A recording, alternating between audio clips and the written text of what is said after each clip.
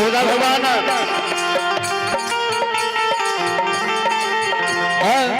मीरा साहब के जो शादी बीबी यादव छोटे में करके किया था, 7 पुरखा तो लूजा के मारल गए। जय जय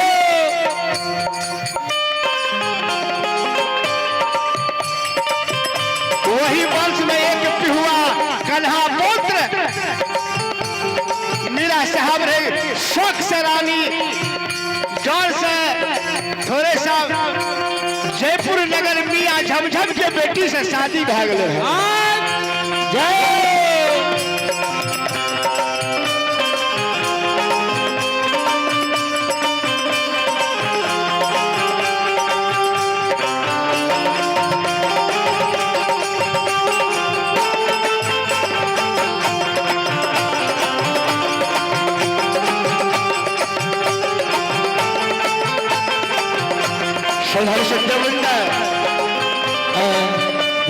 जब लूजागर से पान मीरा साहब करा कर मक्का से दिल्ली आ गए, लूजागर के जतरा बना दल के तो बीबी यादव अपने से समधी नगर जयपुर नगर गए दुल्हन के लावे दुनिया के लटारल में बेटा रही जते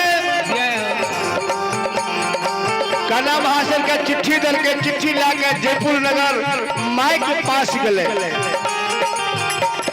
माई देखिया आंदिर हसल खेलल बाबा के पचगछिया में सुप्ती मौनी गेली खेले रहे, हसल बीसल घर आवे आ मौन चित्त उदास अले। जय जय माई बेटी से पूछे छे आ गई बेटी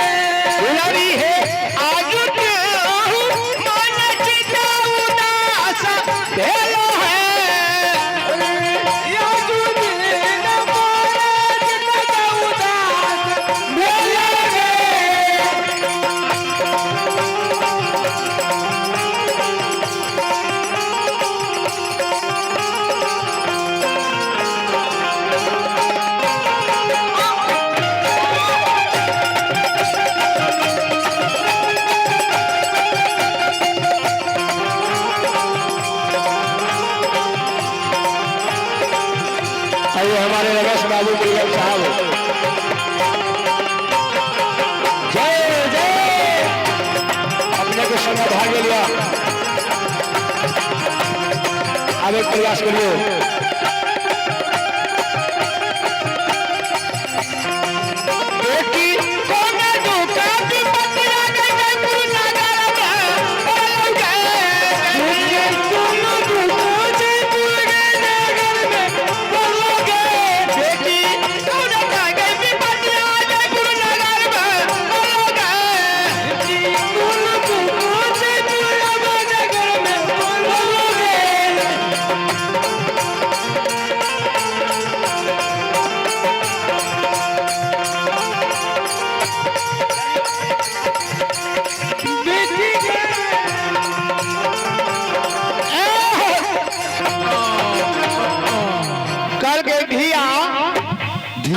बाबा के पचगछिया से हसल बीसल आवे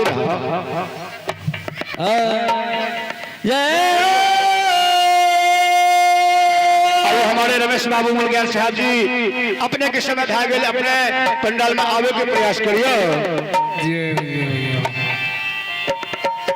माँ के बानी सी निकल के माँ मैया